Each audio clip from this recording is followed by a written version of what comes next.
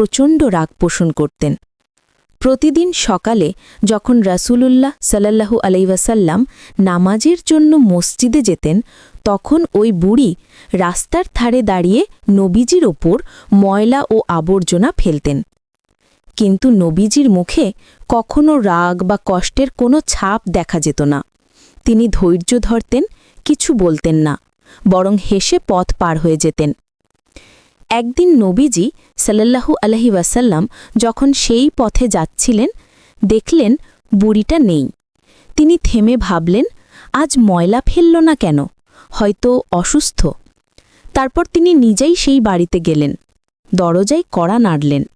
বৃদ্ধা দরজা খুলে বিস্মিত হয়ে বললেন, তুমি, যাকে আমি প্রতিদিন কষ্ট দিই, তুমি আমার দরজায় কেন? নবীজি কোমল কণ্ঠে বললেন, আমি দেখলাম তুমি আজ আসনি, ভাবলাম হয়তো